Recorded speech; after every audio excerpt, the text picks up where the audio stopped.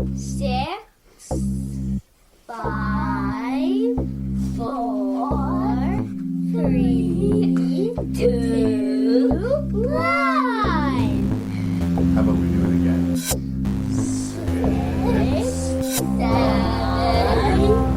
4, 3, 2, 1. I think I followed it. Okay, let's try one more I time. definitely didn't. Ready? I can move you. Making review. Making review. Say 6, 6, 5, 5, 4, 3, 2, 1.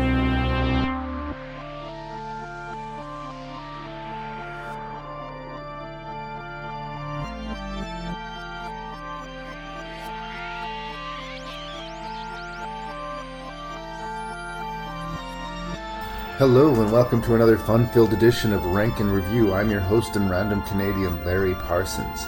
This episode, my guest Mireille Smith and I are going to be discussing 6 documentary features.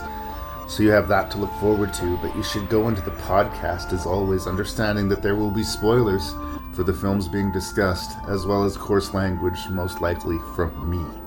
You can send feedback to ranknreview@gmail.com. That's ranknreview@gmail.com.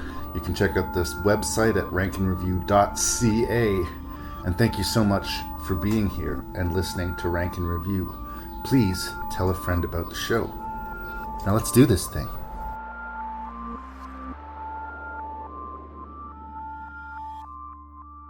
So I have Mireille Smith back on Rank and Review. It's been an extended absence, but the world has been falling apart and we've been living in this chaos. So thank you for making it through this. You were having a hard time getting your hands to some of these movies. Well, I rely on the library a lot, and there was a period of time where, there was no curbside pickup, there was nothing. Nothing. So what am I going to do? Pay to stream it? Pay for a movie? That seems kind of old-fashioned. I know, it's terrible. But no, I do, I'm a library person, so I do, that's usually my method. I do subscribe to things, so I do pay for things. I don't want to make it seem like I'm a freeloader.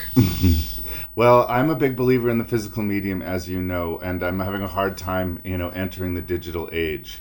But kicking and screaming, so must we go forward, because there's no changing it. I mourn the loss of the physical medium. I mourn the slow death of theaters.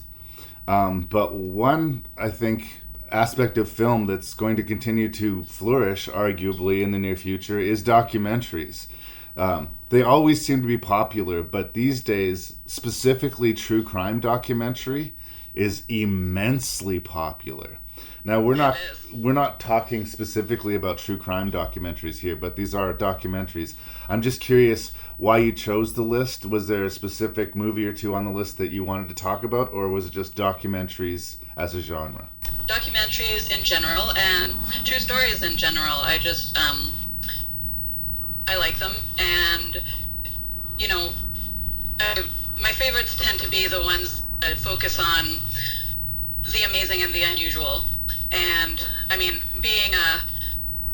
I'm not ashamed to reveal that I'm a pretty average, person living a quiet life, and so it's nice to hear tell about remarkable things and events and people. Right. And that's pretty much what's on this list. For me, I think that some of the worst documentaries you see are somehow more compelling than even really good movies. You just have the power of truth and a good story being told by someone who lived through it.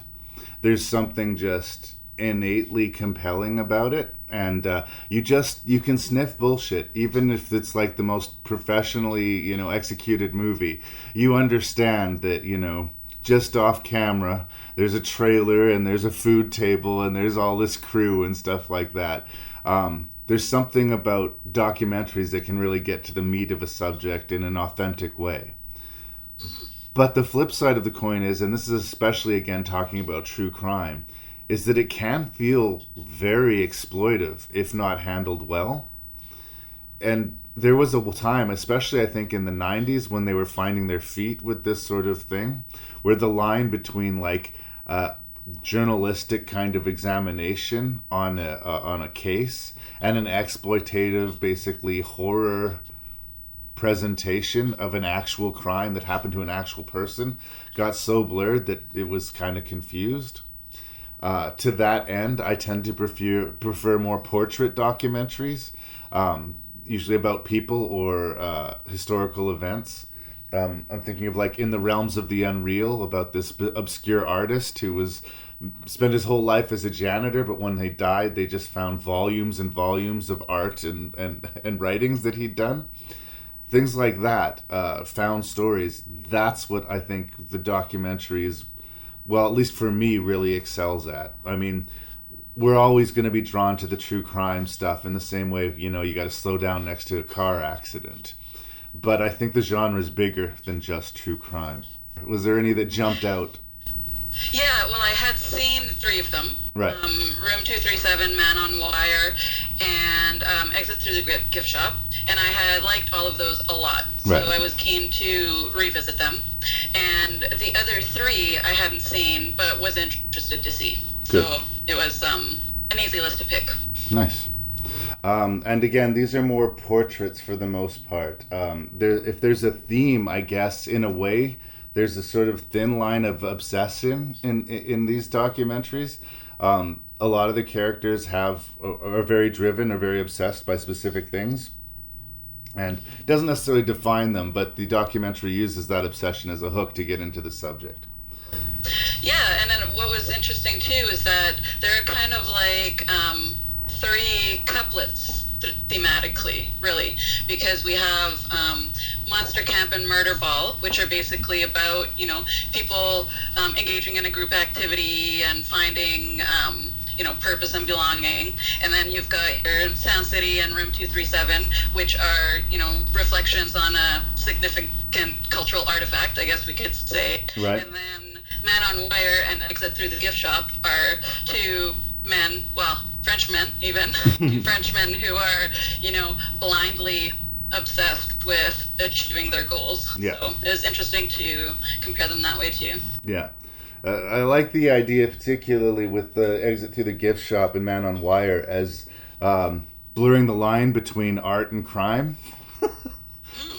Because Banksy trespasses and paints on buildings without permission and does these elaborate climbs in the dead of night, sometimes by himself, risking life and limb, just to put a painting up that people will see for a few days sometimes.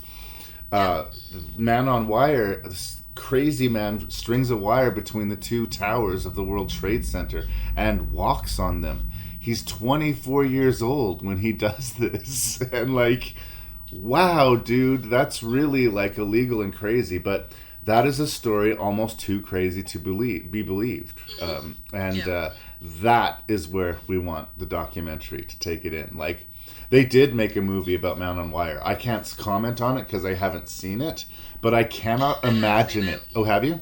I can't imagine it being more engaging than this documentary. Even though Zemeckis did it, and I'm sure the effects are amazing, I don't know. I'm just full of doubt about it. Yeah, and I wouldn't discourage you necessarily from watching it, but it's one of those that there's nothing wrong with it, but there was really no purpose for it. And I like Joseph Gordon-Levitt, and I think he did a great job, but my European friends tell me that his accent sucked, but I couldn't really tell. I'm not that great on distinguishing accents. All French accents suck, Mick. All French accents. I'm sorry, I had to get a cheap shot in, you know. Well done. Okay, should I list off these movies? Is there anything else you want to say by way of introduction?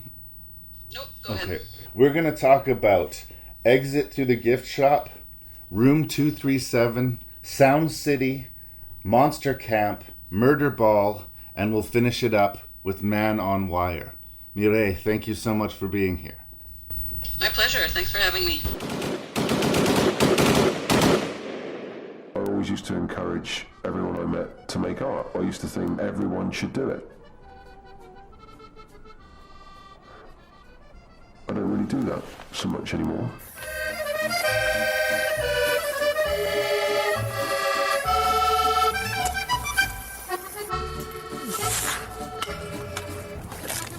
some people, you know, might think that I'm a rabbit because I'm running around and they think that I'm not organized. But I said, wait till the end of life and you'll see if I'm a rabbit or a turtle.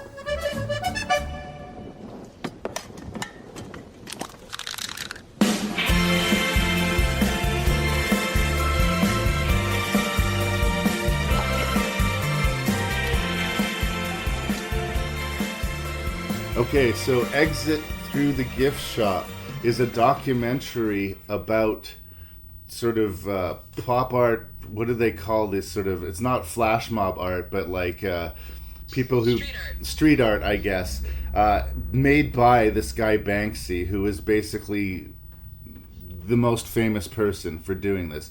He goes to different places in different cities and he puts up paintings. Sometimes they're rapidly, really fast. Sometimes it takes him a while to do it.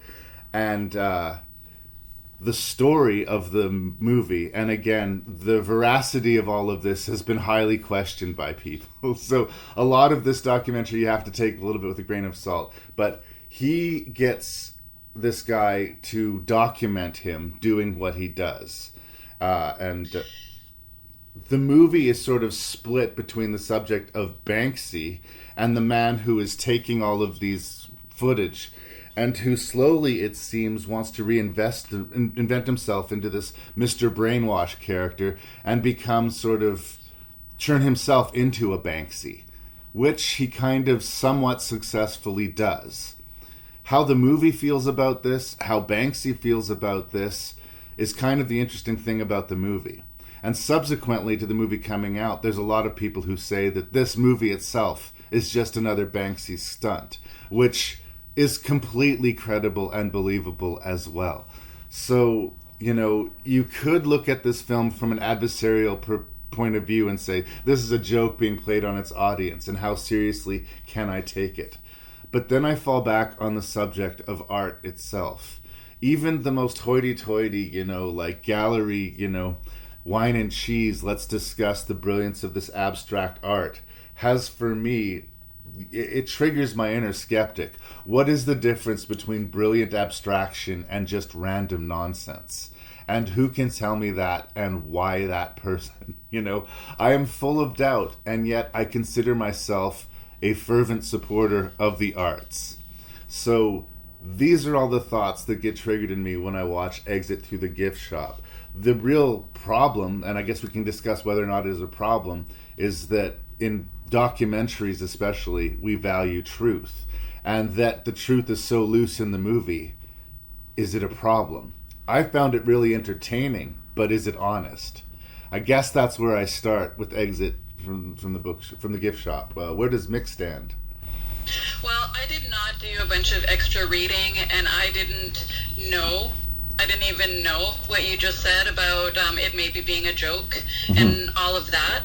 But even if it is, I guess it just adds another layer to the whole, you know, I've heard you before use the term art wankery. Right. And what is good art, and, you know, is his mass production produced by all of these different people who are basically just taking direction? Does that make his art less valuable? Right. You know, like if you bought something of his that you loved and put on your wall and it was enriching your life and you didn't know its backstory, does it have inherently less value once you find out that this guy just paid? I guess I'm kind of on the fence about what I think about that kind of thing, because, you know, lots of medium or, you know, forms of art are like that. Some of the most famous fashion designers don't even know how to sew, right? Yeah. Their art is just to come up with, you know, this incredible garment and pay somebody else to make it happen. Yeah. So who am I to decide? Well, I think the problem for me, and again, you're right, how real is any of this, but the man taking all the photographs who reinvests himself as Mr. Brainwash or whatever, he's not a good filmmaker. Like, that gets established. He spends years following Banksy around, getting all of this great exclusive footage. And then he spends a long time editing it, and it seems like a random mishmash. No story, no arc, no examination of the subject, just a collage of nonsense and images. So And he even admits that even after he started telling his subjects that he was making a documentary so that they would allow him to keep following them around, even after he told that lie, he didn't make any effort to kind of organize his footage or think about, oh, maybe how would I do this? None of that. he was learning how to be an outsider artist, or an avant-garde artist. But he doesn't have any inherent skills himself. He just studies them so he can be like them. Then he becomes like them and is successful. And is that counterfeit? Yeah. It's sort of like a novel that's been ghostwritten by someone, They want to get some celebrity story, but the celebrity can barely string 3 words together.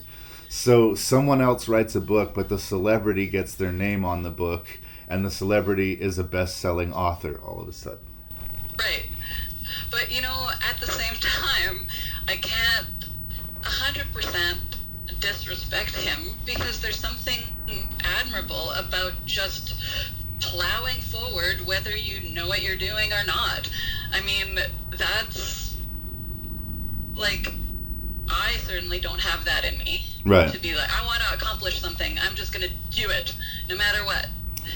Like, some people are so held back by preparation and knowledge and developing a skill set that they never end up doing anything. And this guy, just goes ahead and does what he wants and succeeds. Well, that's the trick of it. I think, like, he's well connected. Was what makes him really lucky. But I get frustrated again because it all comes back to me, Mick. Like, I spent my young life writing short stories and poems nobody read, and I spent my 20s and early 30s writing and putting up plays that very few people saw. Now I have a podcast that few people listen to, and I'm thinking at some point I might want to write a book that not very many people will read. I have the drive in me to do stuff, but I guess, and I don't think I necessarily suck at what I do, but I don't think that drive inherently is enough to, that I deserve success because I want it. There seems to be something about not the Banksy character, but the Mr. Brainwash character, that his want to be an artist supersedes his ability at being an artist. And should he be successful if that's the case? Like, doesn't it kind of undervalue or question the value of art if somebody who is transparently false is successful at it? I do believe that's true. I do. However, I still have in the back of my mind, okay, we have all of these respected artists in whatever field, but I don't know personally if how much effort or skill or whatever is going into this abstract painting that is now in the museum. Right. Maybe that person, just did that in 5 minutes and is telling everybody that it was, a search for the soul or whatever. And I mean, I do feel like he's like this, Mr. Brainwash is a fraud and doesn't deserve it, but I don't know where the line is of where you start deserving it. Like, is it your intention? Is it only your intention? Yeah. Or is it, a certain amount of hours put in? Or is it, like the methods you use? I don't know. It's gray for me. Is there a, legit artist? Or is all art legit? Or is no art legit? And the fact that Banksy, the crown prince All of art the is not subject... legit. Yeah. I'm gonna go ahead and say all art is not legit, including enough. that invisible fucking statue that they just put up in Italy. Did you read about this? I did not. Google that shit. All right. It'll make you angry. Oh, I remember years and years ago the Canadian government getting yelled at because they spent $25,000 for a painting that's basically a red line on a white canvas. I'm sure that some hoity-toity arts folks can really appreciate, the importance of that particular work. But a lot of people will just look at that and see a line on the canvas. And the fact that the crown prince of the art form, Banksy himself, seems to have a hard time defining it, I don't know if it hurts the credibility of art. It makes it both more interesting and yet sort of frustratingly random. Like, what is the difference between an incredibly successful artist and just an incredibly lucky one? Yeah. So that's where we come to. I mean, that's the discussion that the movie's having. The other thing that the movie accomplishes, and that I think that if it didn't get distracted by all the other things that it would work on alone, is just this idea of the guerrilla art. You know, seeing these people set up ladders and these intricate, like, lifting systems so that they can put up a painting overnight very, very quickly. And just so the morning commuters will have a pleasant surprise on their way to work. Like, people will end up pulling these things down and you know, selling them and trying to save this art that he makes. But there's something particularly interesting how impermanent these things are. They're not even art installations. They're graffiti, but on another level. Right, and that's right too. That, you know, even though this guy was a shitty filmmaker, he still was documenting this culture that, you know, like Banksy was saying, that is impermanent and needed documenting. So he was at least doing that. Yeah. I mean, he did the legwork, and, like, he was well connected. So it is an interesting movie. Like, say what you will about it. How real it is becomes the question. And I like to think that this is 100% authentic. I think I would have to, like, drop the movie down a little bit in my esteem if I found out that it was all staged and it was all bullshit. But yeah. Well, I kind of Googled the guy just to see, like, what he was up to. He was planning on opening a museum, like, of his own. Of his own stuff? That sounds right. So who knows if that happened or if that's even true, but apparently. We might be able to go to the Mr. Brainwash Museum one day. Yay! But true or not, it is an interesting story and it is a worthy watch. It's just tricky to figure out how it ranks in the list, I guess.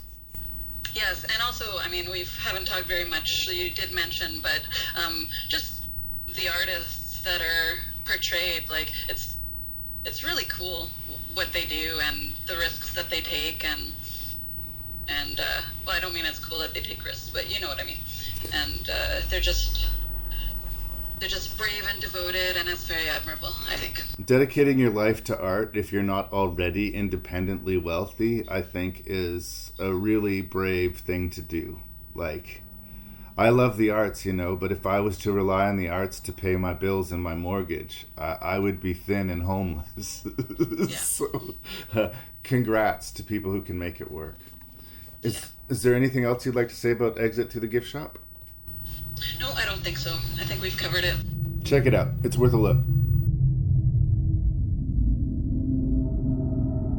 From the moment of the opening, astonishing helicopter shot, I was terrified. No, Kubrick film is really just a regular movie. This is a film that's supposed to be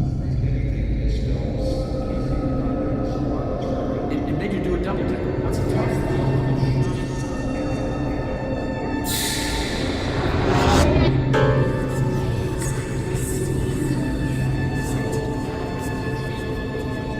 I thought to myself, these are idiots.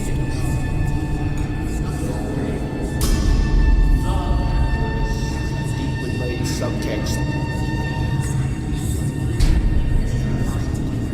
Distance of the moon from the earth. Kubrick forces you to go out to these 7,000 miles. It says moon room. So Room 237 is an examination on The Shining, and you and I have discussed The Shining before, and, you know, the whole cult of Stanley Kubrick, and what more could possibly be said about The Shining.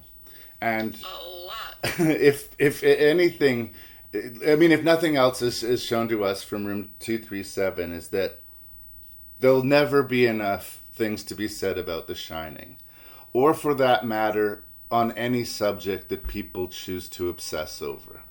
And the fact that the movie is about The Shining is almost incidental. I think that this is a movie about how, as people, we let ourselves get obsessed over things, and it can literally be anything. for these three people that are being focused on in the documentary, it's the movie The Shining by Stanley Kubrick and what it really means.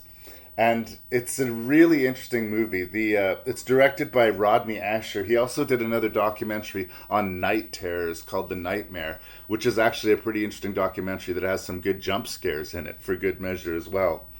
But this is not the one telling you all the secrets of the making and the behind the scenes of The Shining.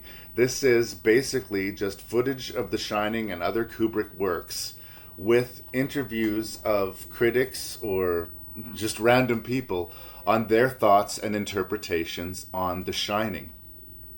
And it is absolutely crazy. And the first time I saw it, it rattled me as a critic because everybody has an opinion, and all of the, like, they can be quite crazy and out of whack, but like, there's no way you could talk any of these guys down about like how they feel about these movies. Like, if this guy believes that The Shining is really a treatise on the treatment of Native Americans, then there's nothing going to talk him down. If this woman believes that or this guy believes that it's all about the moon landing and how Kubrick was participant in setting that up, then nothing is going to talk them down. Much the way when I give my opinion of Room 237, I'd be very surprised if anyone could talk me down. But opinions are like assholes, and everybody has them. And these guys' opinions are crazy, but they have spent hours backing them up, making floor plans of the Overlook Hotel. And it is a study of the, obsession of this film, but basically on obsession itself. And it's really very plainly executed. There's nothing flashy about how they go about what they do, but it's a fascinating, fascinating movie. Over and above, like, just getting other interpretations of The Shining, it's just kind of a bold look at how we obsess over things and how our obsession can change things. Where does Mick land on this strange, strange documentary? Well, because I love The Shining, and because I am not the kind of person who's going to watch a movie and catch all the visual references and all the Easter eggs and all that stuff, and I'm not really looking for them either, because that's not, I'm not going looking for that stuff when I'm watching a movie. So I thought, and sorry, you cut out there. Could you say that again, Mick? Sure. I was just saying that I'm not the kind of person who watches movies looking for the Easter eggs or the visual references, and I don't usually catch them. Right. So it's interesting to hear all of these theories and to see what other people are catching. With regard to the theories themselves, I think when I watched Room 237's, the ones that I found the most interesting, or my favorite ones, were almost the incidental ones and the ones that could be considered continuity errors. Right. Those are the ones I like. Like, why does the television set have no power cord? And why are there two different typewriters? And we see on Danny's door, there's the Dopey, and then Dopey's not there when he apparently, knows more. So those are the ones that I like. Yeah. But when it comes to the deep theories about the Holocaust and everything else, to me, that's just a bunch of circumstantial evidence. I mean, it's interesting to hear about, but to me, they don't. I just wonder how people end up down those rabbit holes. Right. No, I think part of the rabbit hole with The Shining specifically is the cult of Stanley Kubrick. There's a lot of people that seem to believe that Kubrick was incapable of making any mistakes and was this obsessive visionary. And in a lot of ways he was. But they interview his director of photography on the special features in the DVD, and he's like, I will show you any Kubrick movie, and there are continuity errors in them. Like, people believe that he was infallible. He just wasn't. I remember watching The Shining with a woman, and there's during the opening sequence, you can actually see the shadow of the helicopter taking the shots in a few of the scenes. Yeah. And she was so defensive of Kubrick. She was like, oh, that's deliberate. Kubrick saw, he wanted us to be looking at every corner of the frame. He wanted you to be paying attention, and he sets it up right away. And I'm like, no, that is just a shadow of the helicopter that was in the corner of the frame for a few seconds. Like, yeah, Same. I do not believe that because he apparently had a 200 IQ that nothing is unintentional. Okay, well maybe nothing's unintentional, or has meaning, but maybe the meaning it's a different typewriter is because the guy they borrowed the first one from was moving away and needed his back, we don't know anything. But as far as his specificity about the rooms, even he would look at catalogs and pictures of hotel suites from all over the world, and then he would go to his set designer and he'd say, I want this room, and I want that room, and I want this room. So it's not even that he himself again designed all of those spaces, right? He saw someone else's design, thought that worked for his movie, and asked someone else to recreate it. But all of these people are putting so much on to Kubrick, he's such a genius, he can't possibly have done anything wrong. I like when they get excited by their own stories. There's this one woman who's just obsessed with the window in Ullman's office. Yeah.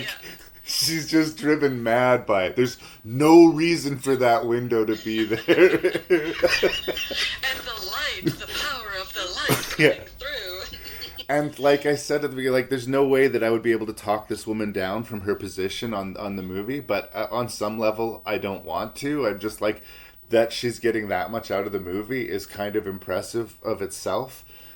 But there's the other end of the spectrum where it gets kind of crazy, where, no, I don't think because some of the food tins in the pantry has a picture of a native face on it, that equals this is about the United States destruction of the native culture, right? Or... And that when we see it head on, it means one thing, and when we see them kind of turned and all together, it means something else. Yeah. And this is not just to The Shining. I've seen, there's an internet series on YouTube that I like with this really funny woman sort of has been dissecting different movies. But she was talking about the Dawn of the Dead remake, and she was convinced because of one quote in the movie that the movie was one large religious allegory. Had she seen the original movie, she would know that was just a reference to the original Dawn of the Dead and a throwaway line. But she anchors her argument on that one line. And I think almost any time you do that with any art, any book, any film, you say the whole film can be, perfectly crystallized by this one line.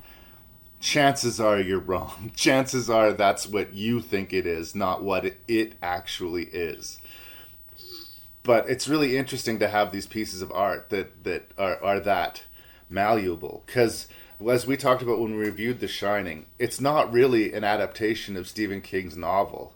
It's somewhere in between Kubrick and Stephen King, comes this creation that is the movie version of The Shining.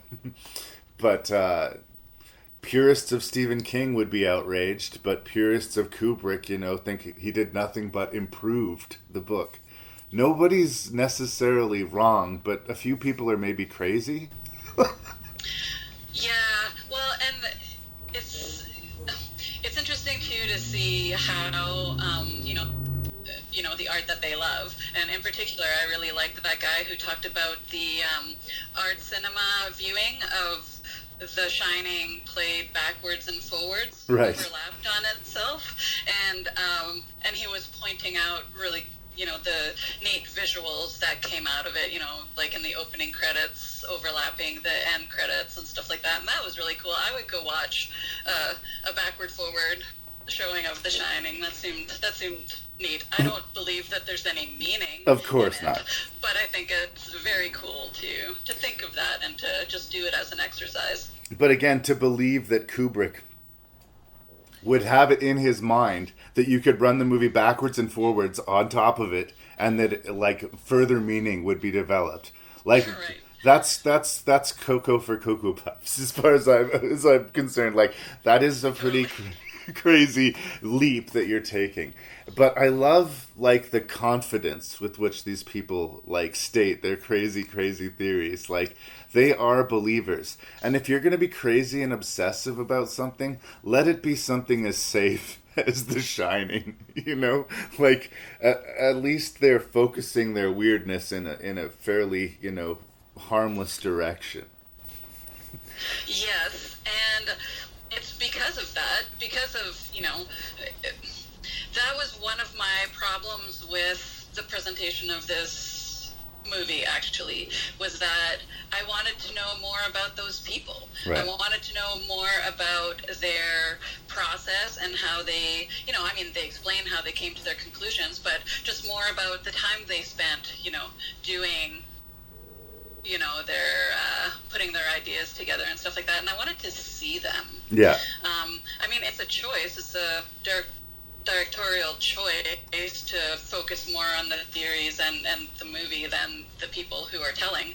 But I don't know. That was one of my negatives, and I also was kind of distracted by the clips that were playing while the people were talking, because of course sometimes it's clips from The Shining illustrating what they're talking about, but other times it seemed to be just random other Kubrick movies or random other movies, and I found myself kind of distracted by, what movie is that again, or like, do I know that movie, or why did they show that image? It doesn't really go with what they're talking about. So, I agree. So it wasn't. Like, why Eyes Wide Shut? Why Barry Lyndon? That's not the subject of the... I guess Kubrick is the subject, and like that be peripheral, but no, I agree. I think if they're going to be razor focused on The Shining, they should be razor focused on The Shining. And the movie is so much just the interview subjects that it almost would work as a podcast. Like, you could listen to this movie and you would almost get as much out of it. And I don't think that's necessarily a compliment, but I did find the movie interesting. It's definitely for film nerds, and if you do have a pre-existing interest in The Shining, then that'll help you. But I do think that there's something to make a meal out of here. In the 80s, you listen to one of these stations where they play rock and roll. 7 or 8 out of 10 songs were recorded at Sound City. I was wondering whoever used the board after us, if they had a burning sensation the next morning. Then they'd know we were there. Other studios started to shift. Everything's got to be digital. Now you can record audio into the computer. I heard some young guy in a band say, you don't have to practice anymore. Or you just slice it up in the computer and it comes out perfectly. Sound City, it just couldn't keep up. Started selling off the gear in Studio B. I thought that board would just go straight to the Rock and Roll Hall of Fame. I'm trying to move on, but it's been hard. Like many things, there's no bookstore, there's no music store, and there's no Sound City. In this age of technology, where you can manipulate anything, how do we retain that human element? Let's rock, let's play, let's record. Be true to yourself and make the music that you love. Chemistry is something that happens between people. The conversation became something much bigger. How do we keep music to sound like people? It sort of like evolves until it hits this point and maybe goes...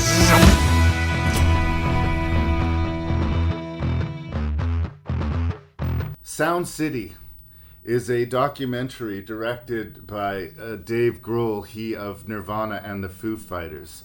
And what kind of pisses me off about Sound City is that, like, is there anything you're not good at, Dave Grohl?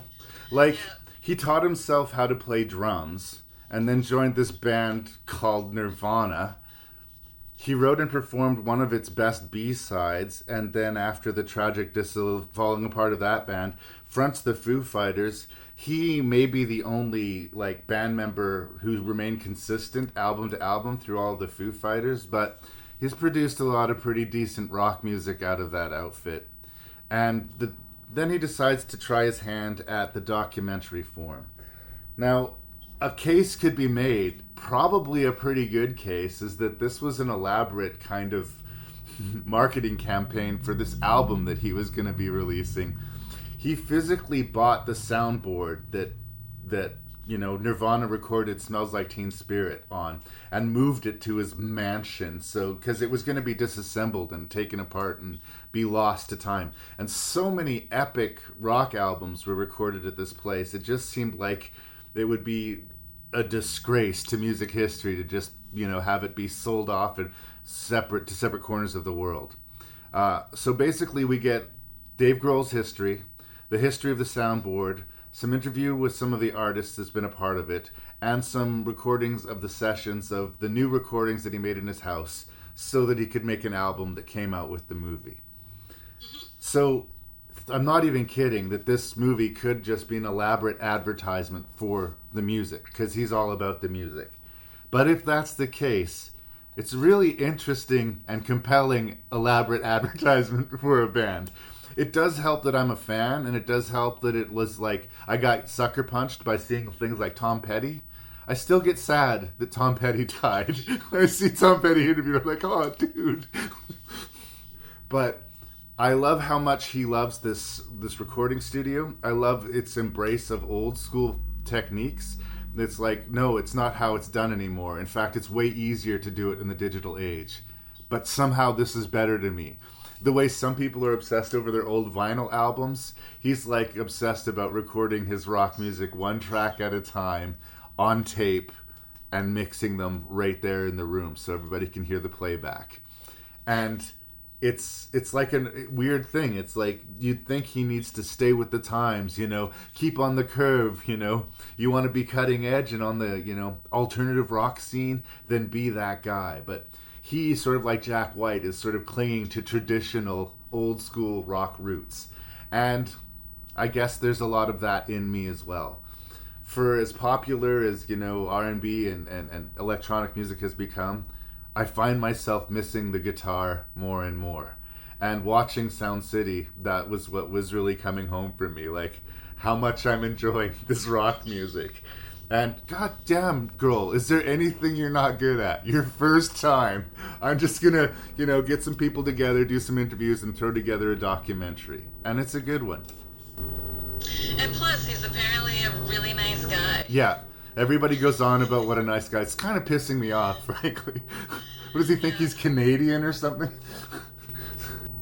About the atrocities that he's done, and it's going to be so disappointing. Yeah. He's going to have a dungeon in his... Yeah, there'll be a dungeon underneath his mansion or something. But until then, yeah, we can all like Dave Grohl. What did you think of Sound City? Oh, I thought it was great. I really like hearing anything. You know, the things we love. It's always fun to hear about the creative process and about how, you know, a favorite song was written or came about, or what the person was referring to when they wrote it. You know, and this is for albums and bands and stuff. And it's Oh, you're cutting out, girl. Am I back? Oh, you come back. You feel the glorifying of... Just shitholes, you know, that are, you know, like what was it,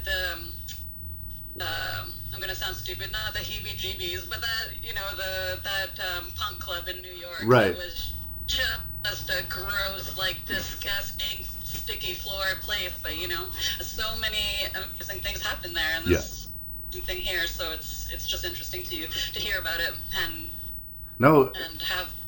You're right. It's strangely unglamorous. Even the sound studio that before it's moved to Grohl's mansion or whatever, there's nothing particularly sexy about that place at all. It's a very get shit done back room. There's no glamour to it at all. I also really like that Dave Grohl, despite being famous for a long, long time, is completely able to be starstruck by people when he sees them. Like, I can tell, like, that he gets super jazzed meeting these people and talking about this sound thing. And, like, I don't know if it's me, I get this idea in my head, once people get super famous, they're kind of above getting excited by things like, you know, meeting their favorite artists or seeing behind the scenes. I live my life behind the scenes, no big whoop.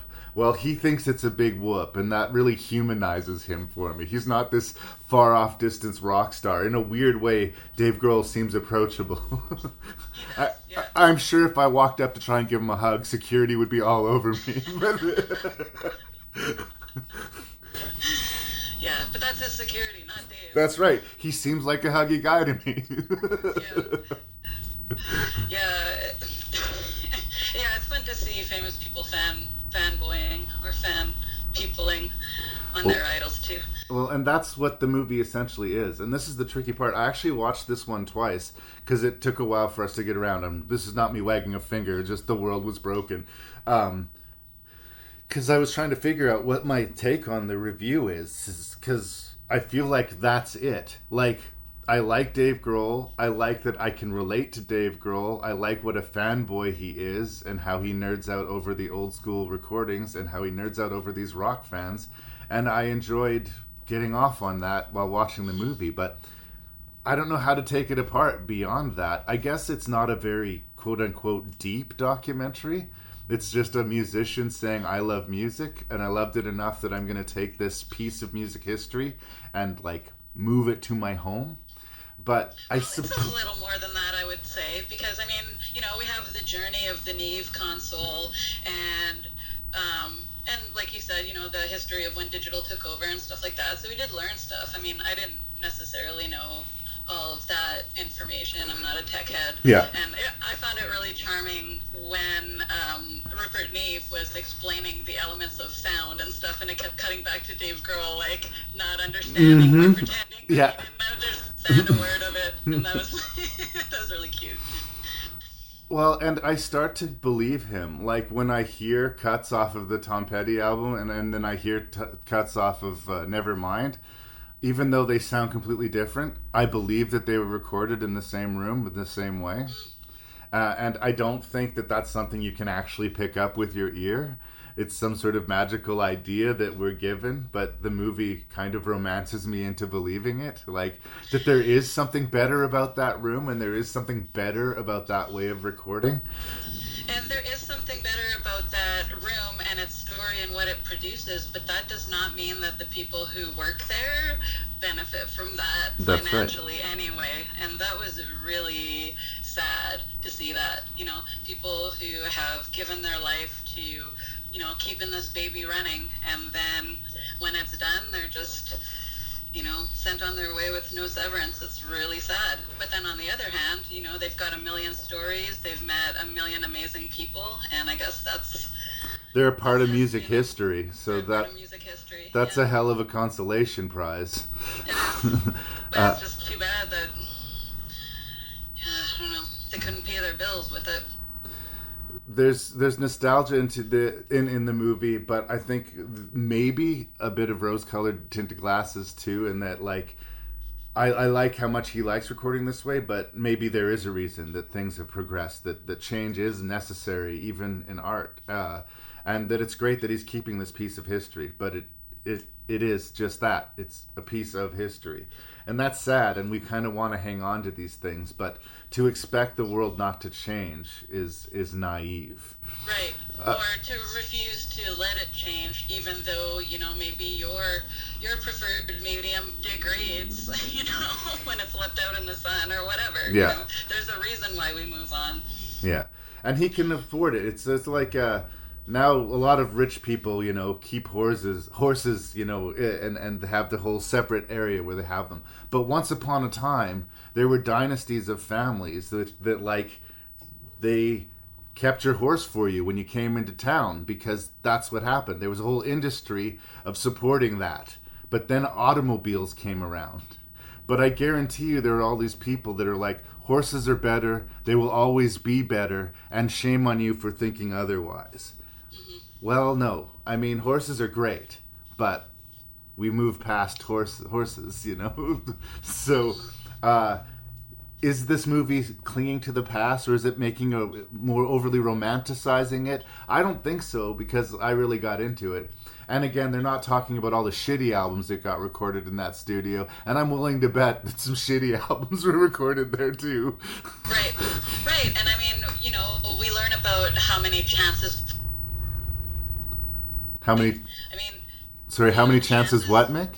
The risks that people had to take to, you know, just try to get the studio going and running. Like that guy, when he bought that console, it was $76,000, yeah. Twice the amount he paid for his house. So that's a pretty big gamble. Yeah. You know? And now it's obsolete. Yeah. Can you imagine paying that much for something and then 30 years later? Yeah. But I like too how they, at the end, when they were in Dave Dave Grohl's new studio. Was it the guy, was it Rage Against the Machine? I keep mixing these guys up. Anyway, the one guy from the famous band. That dude. Well, he's really good at taking all these new tools and doing new things with them. He doesn't just hop on the bandwagon of, oh, there's this digital thing, so I'm going to do it, the way the digital thing wants me to do it. Yeah. He just sees it as a new tool that he can invent with. And, and that seemed to me to be kind of like the bridge to the future. Yeah. He's still doing things with the old stuff, getting the sound that he wants, and then adapting the new tools to move forward, and that's cool. Yeah. I mean, They Might Be Giants recorded a song using the crank microphone recording machine. Like, there is definitely a lot to be said for respecting the past, but there's also a lot to be said for, changing with the times. That's all I was really trying to say. It's a really interesting, fun movie. I think I benefited from being a fan of the music. I think, obviously, if you were less into the music, you might be less into the movie, but it's a pretty safe recommend. That is for sure. I destroyed the world. So she's got 1 in 10 chance of dying forever. Some people don't seem to realize that. I'm not dealing with it anymore.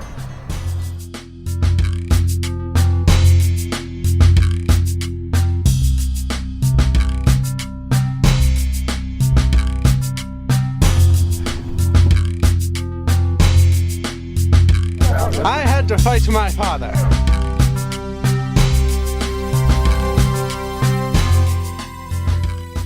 Well, you can't be too picky. Magic is tricky and apt to go wrong.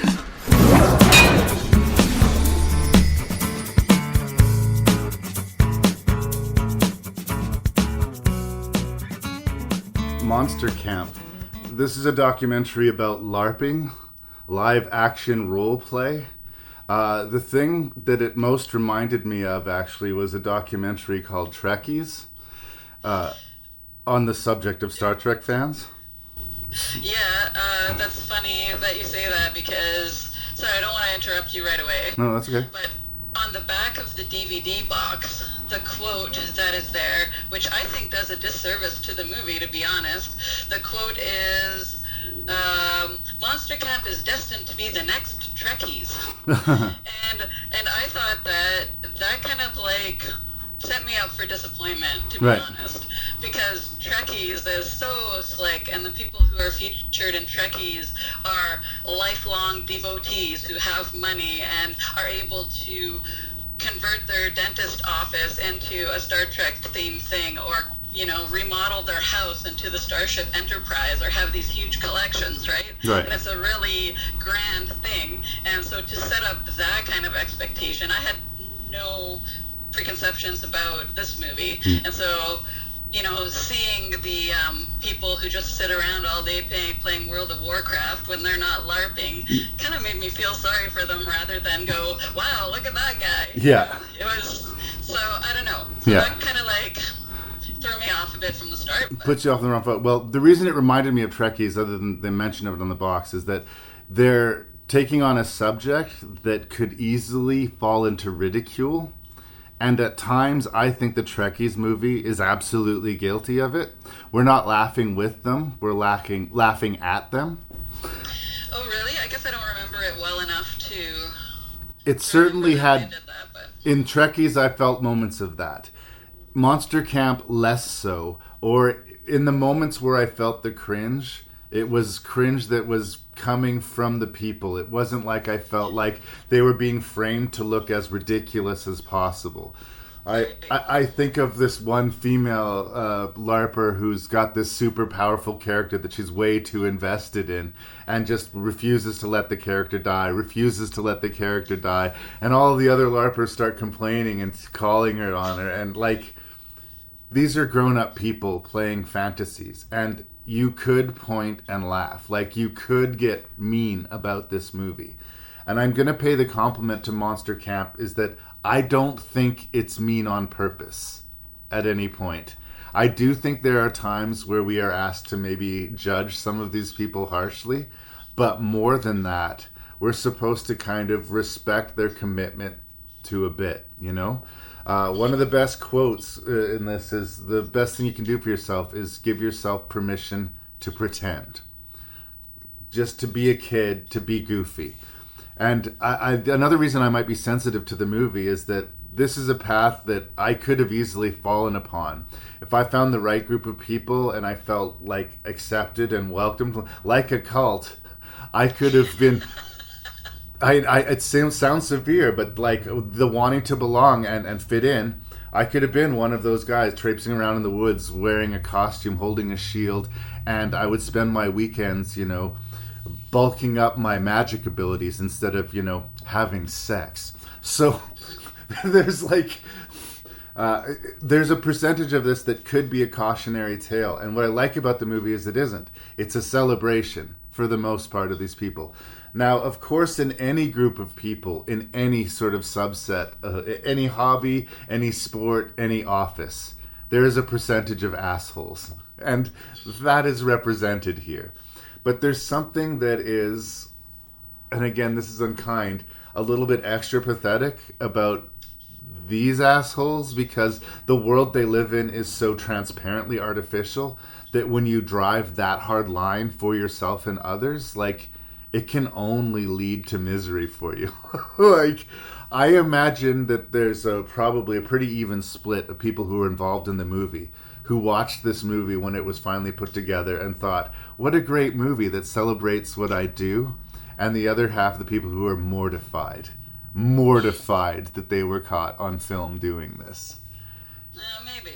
It's undeniably fascinating, but I couldn't help but feel like, maybe I could have had more courage and been a part of something like that and enjoyed it. But another part of me thinks that, maybe there's a line where, fun is fun, imagination is imagination. But when I was a child, I thought as a child. And when I grew up and became a man, I put away childish things. So there's lots to chew over there. Yeah, I think that's a little bit... I don't think it needs to be that severe. Right. But you know what I'm saying. Child a little bit, Larry. Yeah. I know what you're saying. And to me, I didn't think the movie was wanting us to laugh at them at all. I didn't get that feeling. But I more thought that, for me, a hobby, right? People get invested in all different things, and whatever you want to do, fine. But the thing that sometimes defines a hobby, whether you're ridiculed or not, is sort of the production quality of what you're doing, in a way. If these people were going to an organized mansion in the middle of a beautiful meadow and they had professional costumes and scripts and were doing something, people maybe wouldn't have as much inclination to laugh at them. Yeah. But because it's so amateurish and they're, painting their own faces and wearing these kind of just green garbage bags almost as monsters, it just looks sillier, whether or not the intention is, and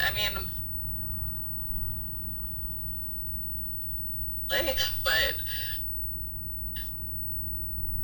Oh, you cut out again there. I missed the last couple sentences you said there, girl. I'm sorry. That's okay. I just said that I don't know anybody who does live action role play. Right. But if, a coworker said to me one day, oh, I do this and whatever, I don't think that I would change my mind about them, it would be kind of interesting to find out what they do. But yeah, it's it's just cooler when your sword looks like a sword and not a pool noodle. Yes. And I know that's not fair, but it does play into it. No, I agree, and you're right. Poor people are crazy, rich people are eccentric. That sort of bullshit dividing line. No, that's not fair. I think that another reason that it was a little bit different. Apparently, when they recorded this, it was unseasonably cold. So a lot of people were actually wearing their clothes and then their costumes over top of them in the movie. So they don't look as, quote, authentic as they would have liked to, but the weather was uncharacteristically cold, apparently. There was a lot of comments on the IMDb page from people involved in the film that wanted to point that out. on a regular round, the costumes would be much better if the situation was optimal. Well, that's good to know. Well, and so this portrayal, though, did not make me interested to go and find out about LARPing. Right. If I was maybe leaning that way, because the gameplay that they showed us didn't seem that fun, even though the people who were doing it seemed to be enjoying themselves. You know, they didn't kind of find a way to convey the stories that they were playing in an interesting way, and like explaining the rules in a way that made sense. You know, they just kind of showed characters who themselves didn't know all the rules and stuff. So yeah, I don't know. It was interesting, but at the same time, like, I don't know if it was fulfilling its purpose. Yeah, I didn't understand all of the facets of the game, but I thought it was interesting that you could respawn like a video game. If your character died, you had to go to this special hut, and then you drew a number out of a hat, and there was like a 1 chance in 10 that if you drew the wrong number, your character would be permanently dead. And people lived in abject terror of that happening. Like, they had invested so much time into this.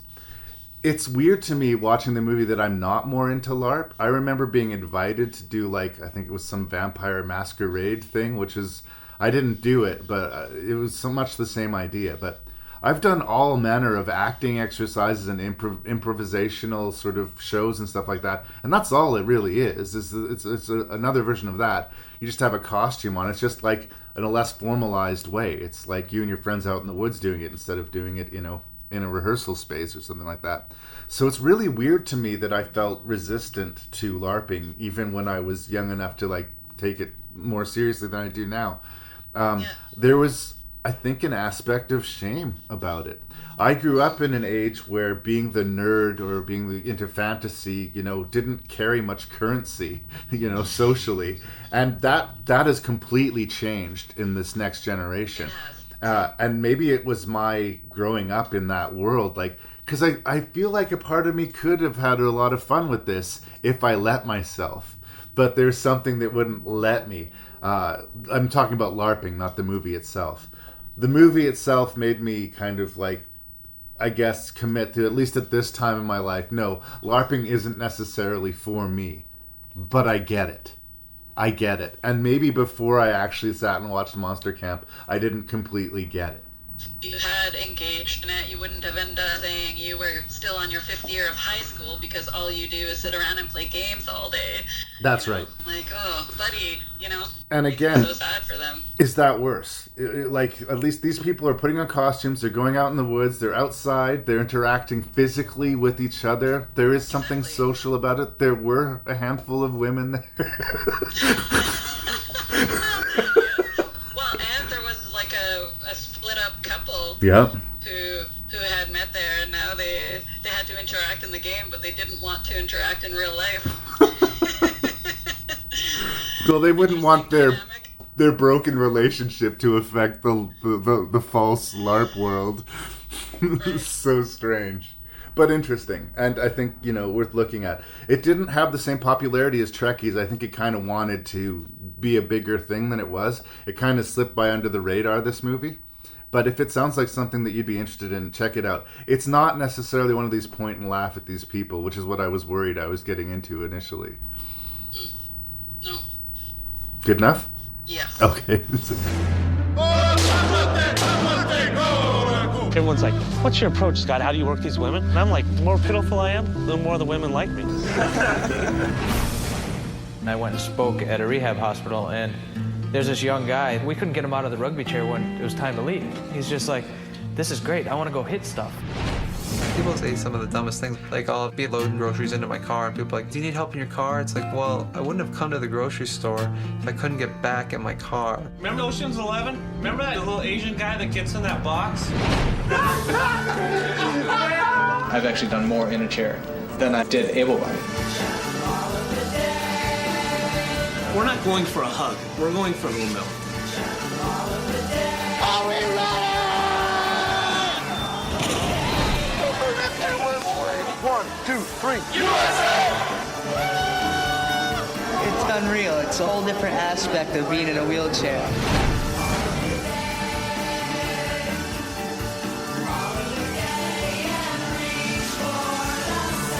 So we're going to talk about Murderball.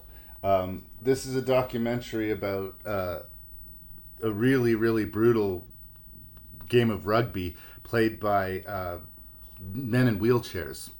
And we mainly follow this guy, Mark Zupan, one of the top players in the field, and we hear his whole story.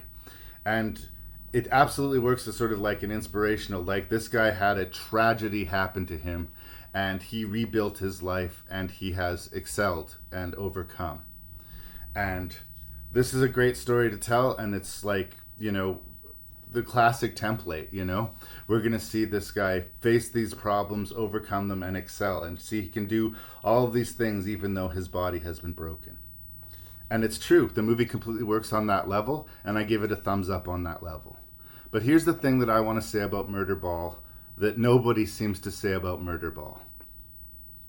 I'm going to respect Zupan and his buddies enough to be honest with them and say, before they got in their accidents, I don't think I would like any of these guys.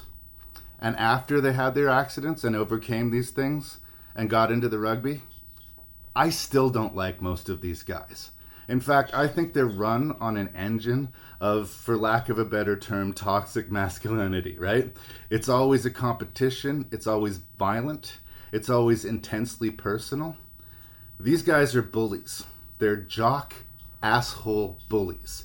These are the guys that used to beat me up when I was a kid. These are the guys that would go 6-on-1 and yell at me until I cried and then laugh at me for crying. And that's the way they were before they got in the chair, and that's definitely the way they are after they got in the chair.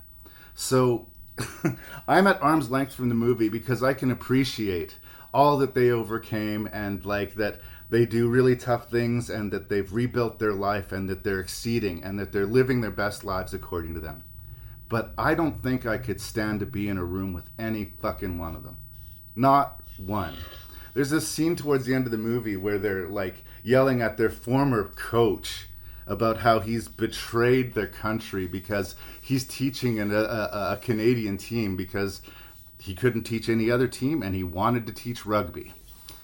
And honestly, the bully atmosphere and the jock bullshit, which I've never liked in my entire life, ended up being the over-encompassing thing that I took out of the movie. Like, they used all of their anger and hate and competition, and they used that to overcome their physical disability. And you know what? Good for them.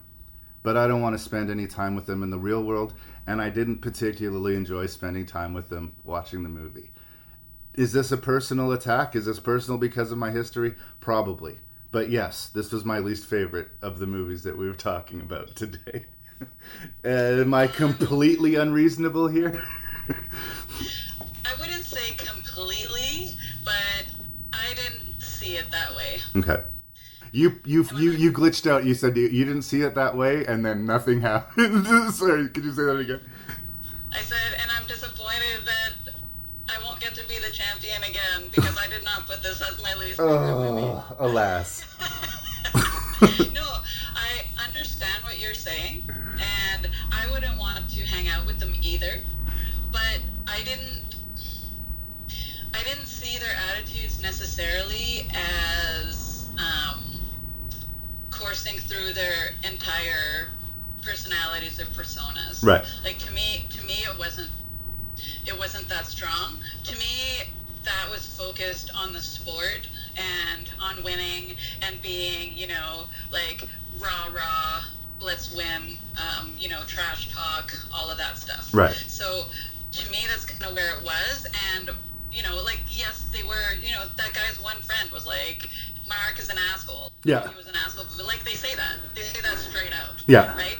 But it's, I don't know. I don't think we get enough of their personalities to make the determination that, all of them are terrible, shitty, horrible people and have nothing to give the world. Right. I didn't think it went that far. But again, I wasn't looking at it through that lens. Right. And I was kind of distracted by the coach. He looks a lot like Michael Ironside, did you think? Yeah, no, I definitely see that. It's weird. It was weird. But no, and I found that the USA-Canada rivalry thing, yeah, it's over the top and stupid, and like normal people don't talk that way. But this is in the context of sport and winning.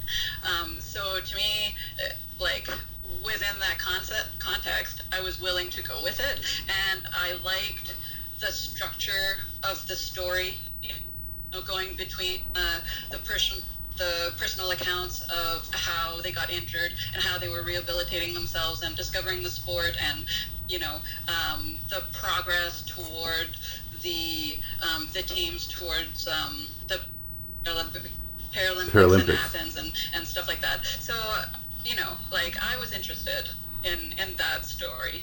No, and it is compelling. I started off being really... and they were very honest. They were frank. Yeah. You know, if they weren't, and it was not sentimental. No. At all. You know, and like, these guys are aggressive, they're tough, but they're also, you know, like, they're authentic. What are they? Yeah. They're authentic.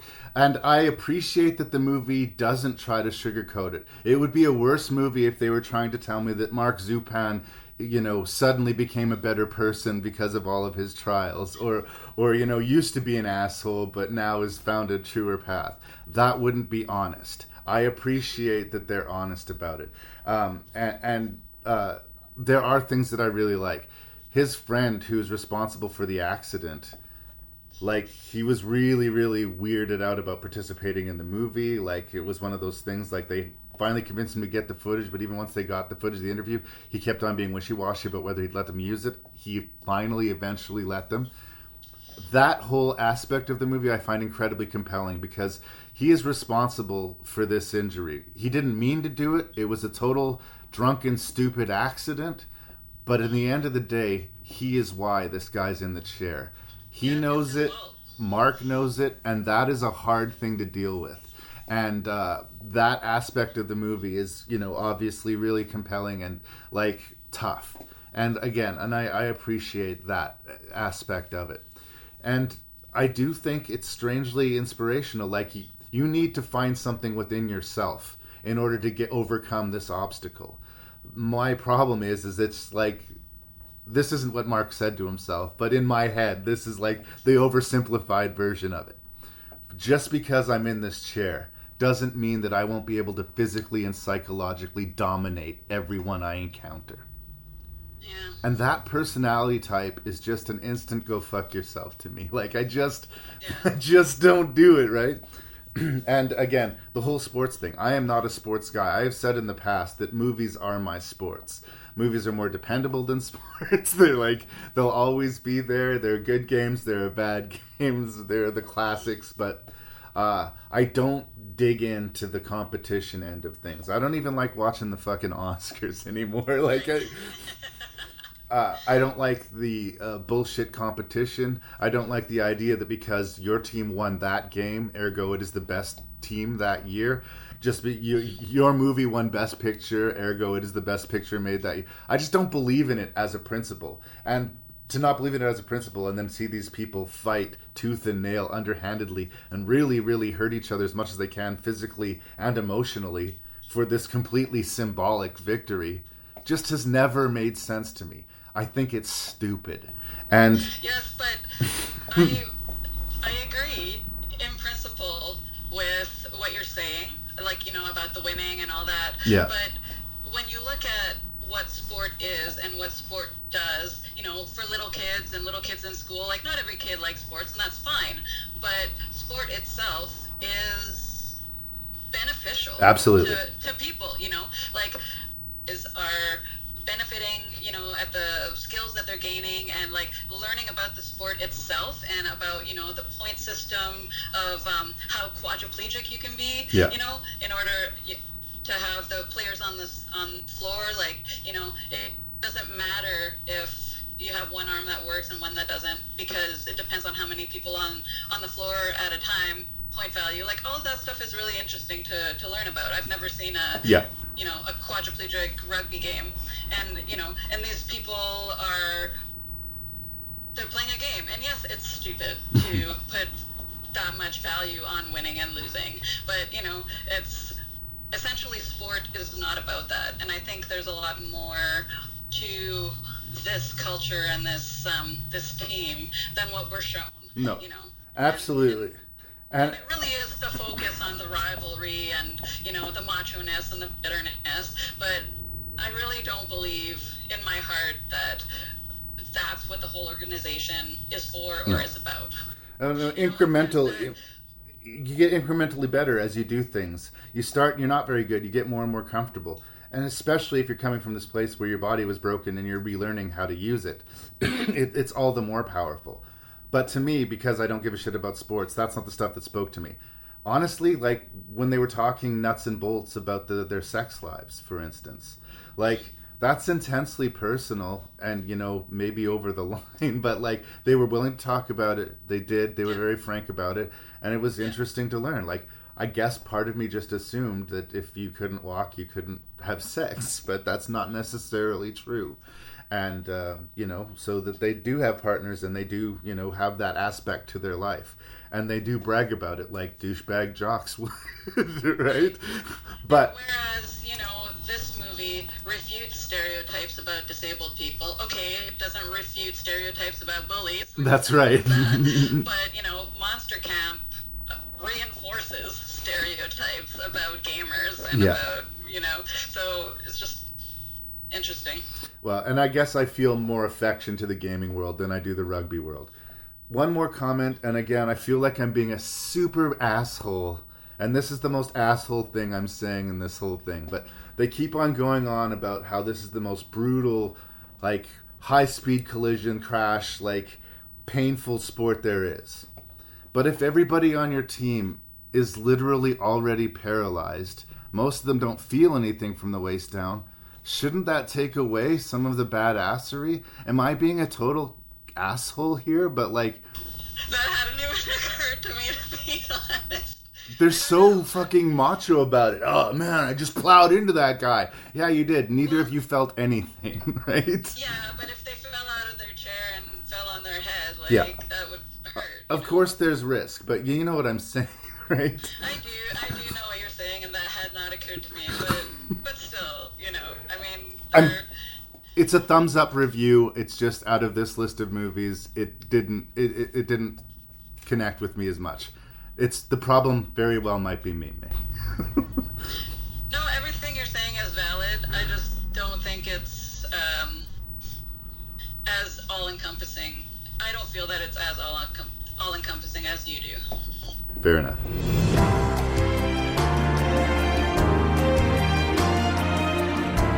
Beyond anything you can ever imagine.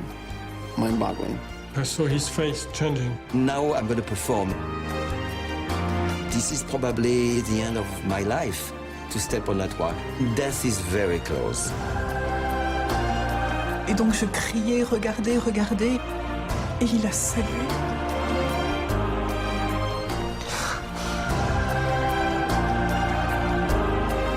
I figured I was watching something that somebody else would never see again in the world. Thought it was once in a lifetime. Life should be lived on the edge. This is what we're here for. See every day as a true challenge, and then you live your life on the tightrope. So we just talked about Murderball, and I was going on and on about how I had a hard time reaching into the beating heart of that movie because I found a lot of the characters kind of unlikable. It's interesting because the main character of this movie, Philippe Petit, is that close? Thumbs up. By the end of the movie, I don't like him very much at all, but I have to just respect what he accomplished.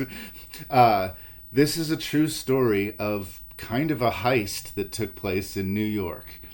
And we follow it from very, very early beginnings. When he's a very young man, like I think 13 or 14 years old, he sees an announcement about the World Trade Centers being built.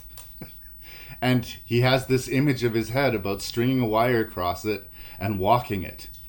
And to his credit, as amazing and ridiculous as that sounds, that's exactly what he does. He recruits his friends and pulls off this crazy elaborate heist that you wouldn't believe if it was written as fiction, but it absolutely took place.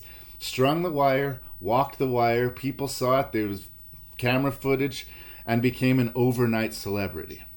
That's the subject of this movie, Man on Wire, and it's an amazing documentary. Like, right out of the gate, first thing I will say is, if you haven't seen Man on the Wire, just watch it. It's completely worth your time. It's an absolutely fascinating, thrilling documentary. Like, really, that could be the end of the whole review. But, of course, there's a lot more to be said. It's already fascinating just to see how they pulled it off. But to me, especially on this viewing, the thing that really, really fucks with me is that ending.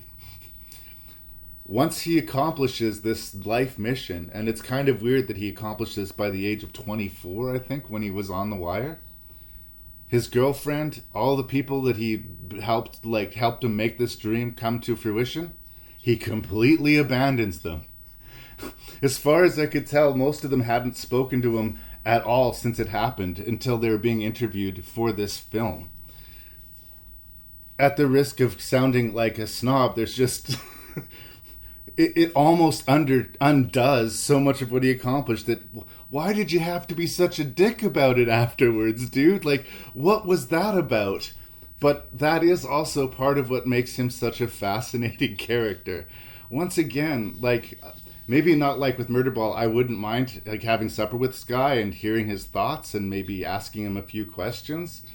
But I think, like, he's a fundamentally, pathologically selfish human being who accomplished something amazing.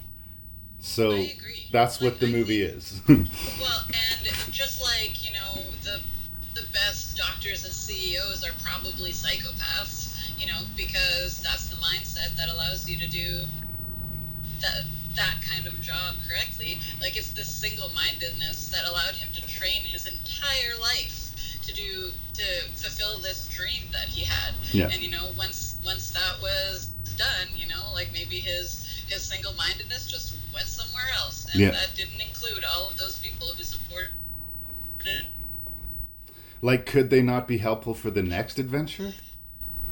It's weird. I don't know. And another thing too that's interesting about him and this selfishness angle is that he's so the structure of this documentary is him recounting. Like, he wrote a book about this called To Reach the Clouds, and this documentary is taken from that book, and Philip Pizzi himself is recounting what happened. And he is very engaging and very well spoken. Yep. And, you know, he has you on the edge of your seat just talking about it, and you know he's talked about this 10 million times before, but he's still as animated and as exciting and as, you know, compelling when he's discussing it. So obviously, like, you know, it's just... that was crazy to me. He is in love with himself, and definitely. Can you move your mic up? I think you got a little bit quieter for a second there. Sorry. That's cool. Yeah, the nuts and bolts of this thing, like when you think about like what they were trying to pull off, they had to sneak past security with a couple 100 feet of wire cable, fire an arrow across from one tower to the other so that they could string the wire across. And then they stayed in the building overnight, waited till dawn for him to do the walk. Oh, and he didn't die, right? I also want to give the documentary points. It would be easy to add an extra sort of layer of melancholy because it is the World Trade Center. I don't believe 9/11 is even mentioned in the documentary, and I appreciated that. Yeah, I think I read on the little wiki stub about this movie that they didn't want to take away from the accomplishment, so they avoided mentioning it at all. Well, and that's not what the story is about. It would be weird to bring it up almost. Or maybe I could get his thoughts on what he felt about when the towers fell. But it's not like anyone else was ever going to do that. What he did was incredibly illegal. I think he spent a little more than 24 hours in police custody, but he ended up being basically released with like no charges or mischief or something, like completely not even a slap on the hands. Yeah, he traded a performance or, performances in Yeah. exchange for being released. But I think, the only reason they were successful was that the building wasn't complete. The buildings weren't completely built yet. Yeah. So there was still construction and all that stuff and vacant floors and everything. So they couldn't just do it even if the towers were still there. There's a very amusing scene where they're trying to get some more conspirators to help them pull this thing off, and these people are horrified because one of his main guys helping him reeks like marijuana when they meet him, and when they interview the guy's like, well, I smoked weed every day for like 30 years, so yeah, probably. But there's an endorsement for a productive pothead. In spite of the fact that he was in a fog of weed smoke, he still somehow helped to pull this shit off. No, isn't that the guy who backed out at the last minute? Oh, that's right, because he was freaked out by the whole... Yeah. It's a weird cast of characters that he's got with him, too. It was almost like he cast them specifically to make the story as interesting for him as possible. But yeah, you're right. Philippe Petit is sort of the interesting guy. Like, I'm sure he's accomplished other things, but like he must know like that's not a toppable thing. Like once you've done that is the thing you've done. And you're right. 20 years later, he is talking about it with a verve and passion. But it's all him. It is really all him. Like he can acknowledge that other people helped him, but this was him. Yeah. Like I wonder if he used anyone else's name in the book. Like well, the second that he is released, he meets that fan or whatever and is in a hotel room with her for 3 days. Yeah. If that's true. Didn't speak to his girlfriend again, and the rest of the crew basically were abandoned. Like, it was his accomplishment.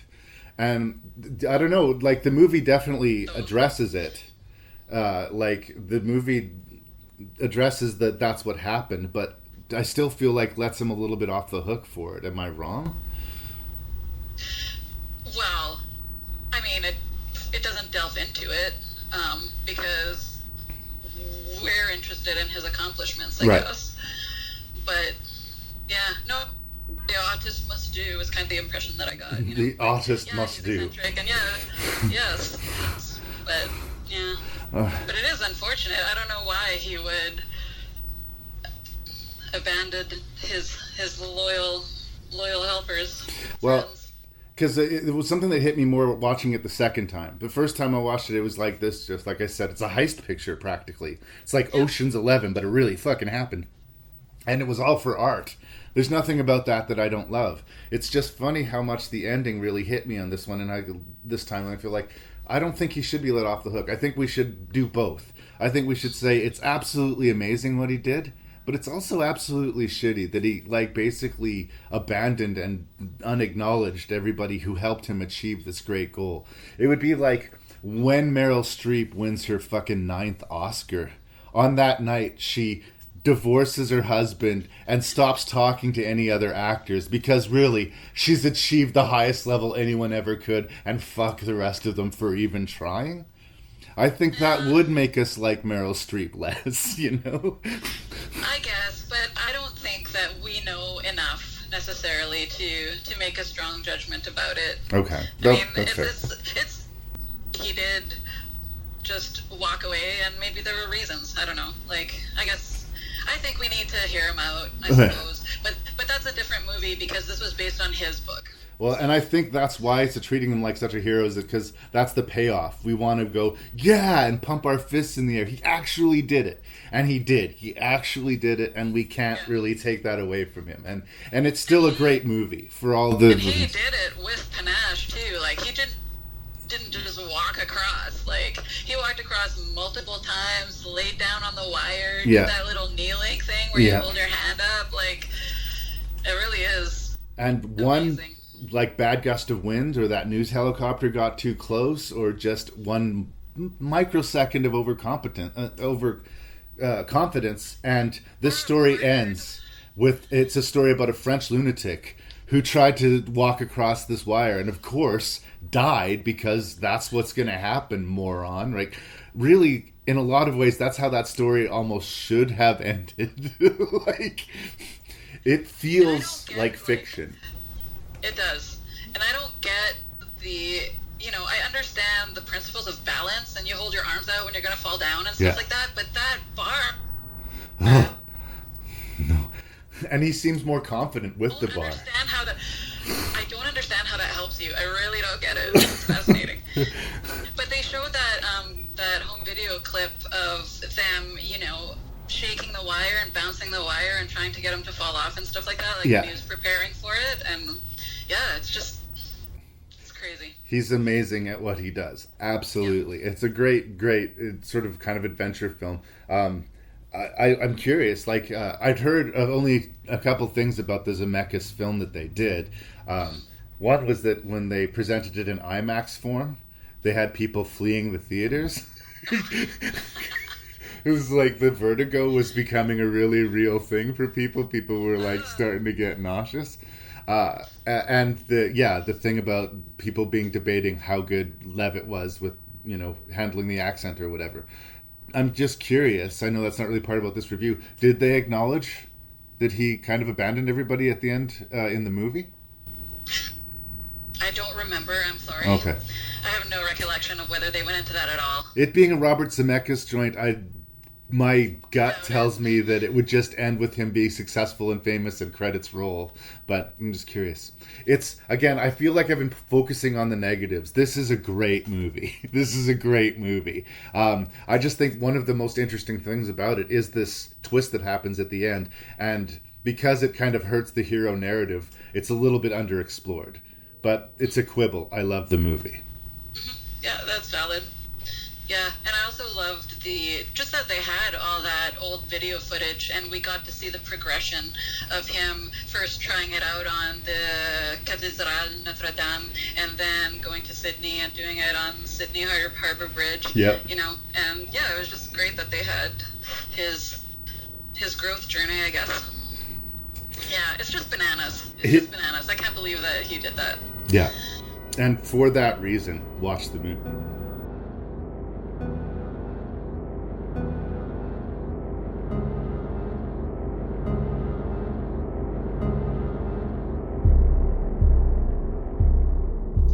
So that was 6 documentary features reviewed by Mireille Smith and your host and random Canadian Larry Parsons.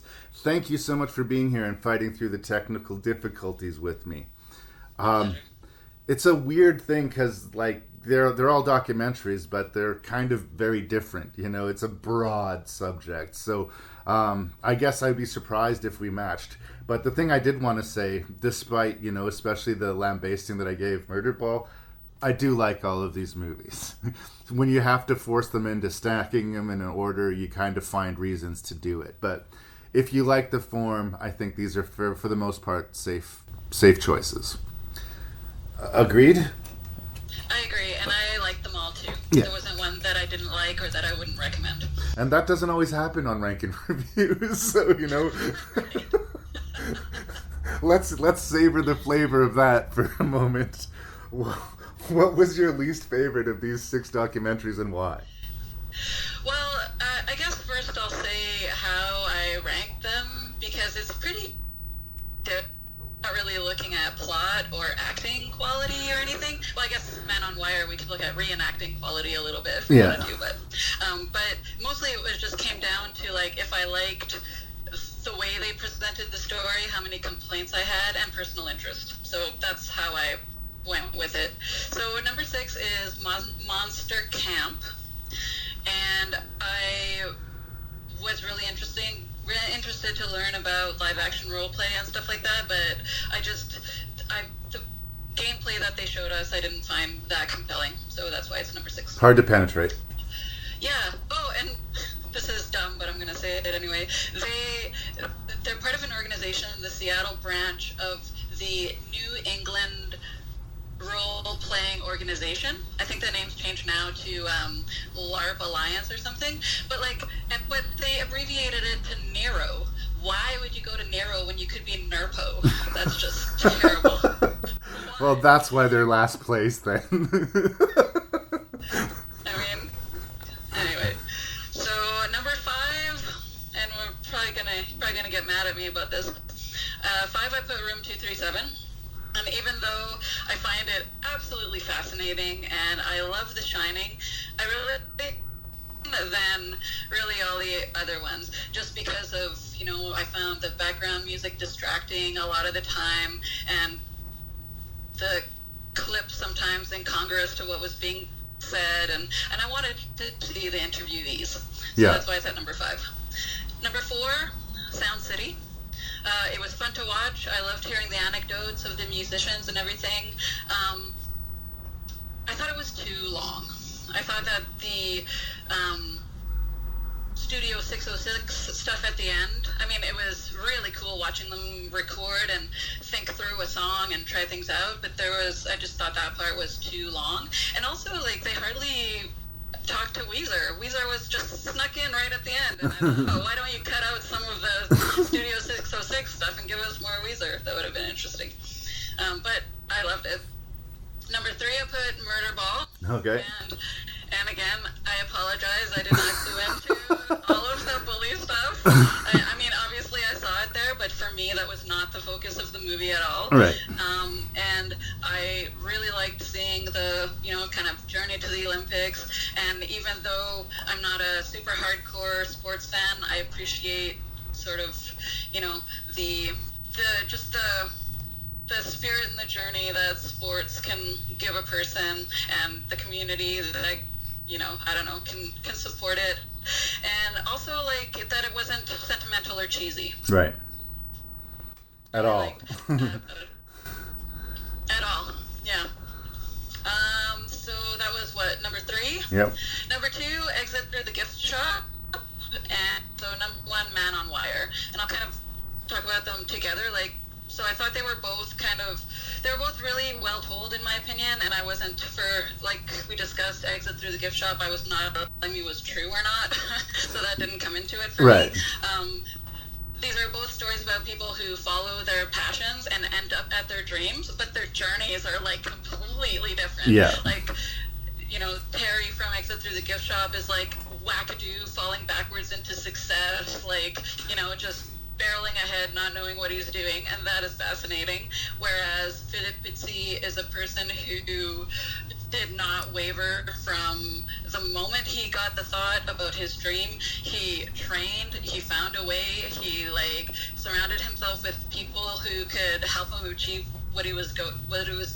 Didn't care if it was illegal, the planning, the trips to New York, borrowing money, just everything to finally achieve that.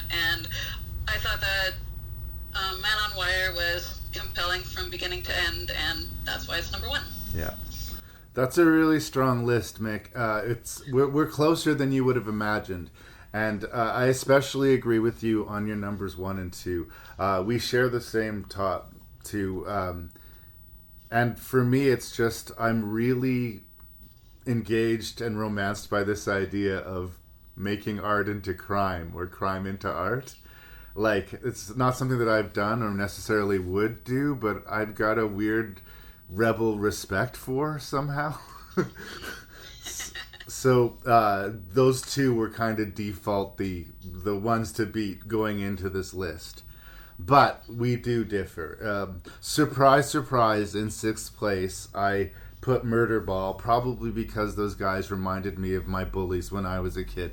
I think that the movie is really well handled in that it's very blunt and very honest, and it doesn't romanticize anything. Like I say, a much worse version of this would be, pretending that these guys were perfect all-Americans who overcame their ordeals and were better people because of it. No, fuck all of that. But it is a really good sort of, people can overcome type of movies. And I wouldn't give it a thumbs down. But it is handily my least favorite on this list. In 5th place, I put Monster Camp. There's parts of it that I could really relate so much to that it almost made me cringe internally. Like, I could have been one of those kids fairly easily if I met the right people at the wrong time, or arguably the right time. Yeah. But it's just a whole world that passed by me, but by a slim margin. I could have fallen into that. The fanboy in me really appreciates especially the music history lesson that is Sound City. We didn't mention it in the review, so I'll agree with you now that I think at 2 hours it might overstay its welcome. I think No, it was like 2 hours and 44 minutes or something like that. Oh, really? Or 2 hours and a half. I think I wrote it down. It was really long. Anyway, 152 minutes. You're right. So 2.5 hours. So agreed. They could have probably trimmed some of it down, especially in the third act. But I did enjoy it while it was happening. And it had a little bit of fat to trim. I also just want to remind everybody, Dave Grohl had never made a movie before. Son of a bitch. All the way in third place is Room 237. In the way that Murderball was personal to me because it rubbed me the wrong way with the bully thing, Room 237 is personal to me because it's about people who are obsessed with movies. I don't know if you noticed this about me, Mireille. I kind of have a bit of a thing for movies. And again, I like to think I'm not as off the shelf as like all these conspiratorial people are talking about The Shining. But it's there. Like, I can see slivers of that. If I get really pissy or passionate talking about like some stupid Friday the 13th franchise, stop disrespecting me. Or like how I almost got on the verge of tears defending the Ewan McGregor movie, The Impossible, because I just couldn't believe how shitty people were treating that movie. Like, it's in me. It's in me. Like, this sort of crazy, too much of a fan thing is in me, and I recognized it in this movie. So even though I agree with you, the form is not exactly the most engaging. We just see footage from Kubrick and hear these thoughts, and that it's almost as valuable to just listen to. Because I connected to it so completely, it made its way to third place for me. But it is a visual movie. You know, you're right. I get you. But this is a personal list. It's a visual movie, and it's a personal list. I retract, rewind. There's no point arguing because we're already not matched. Okay. Well, but now we do. Exit to the Gift Shop is second place. It might have had a chance at first if I could believe the veracity of it. It still works if it's this punk kind of like art wank, like we're fucking with you because it's fun to fuck with you. I would still think that's absolutely valid. But the power of it being a true story adds something to it. And again, the real questions that they raise about art aren't just, you know, what is art, but like, why do we value it and should we? Like, that's some pretty tricky territory to navigate if you yourself are an artist. So bravo, Banksy, bravo. But Man on Wire is like, it's an enthralling kind of exciting documentary. Like, it's a nail biter. I didn't know how it was going to work out. I mean, obviously he survived, but like that's what it felt like. I needed to know what happened next. It was riveting. It was like almost like you're watching an action thriller, but it's a story being told to you by the people who lived it. So, number one, Man on Wire. We didn't match, but I don't think we're as different as you know, as we could be. Right. And he did, Philip Fitzy did String on a Wire across the river and up, like, halfway up the Eiffel Tower or something, and kind of, like, climbed up it. So he's done that kind of lately. I don't know how many years ago that was. Whatever. Old news. Once you've walked the World Trade Center, just retire. True. Thank you so much. Go to Dubai. Thank you so much for suffering through the heat wave, the technical difficulties, and we finally got this one done. I really appreciate that you do the podcast with me, and that we did an interesting subject. My pleasure. It was fun. Yay, Mireille. I'm going to go stick my head in a cold bucket of water. Oh, me too.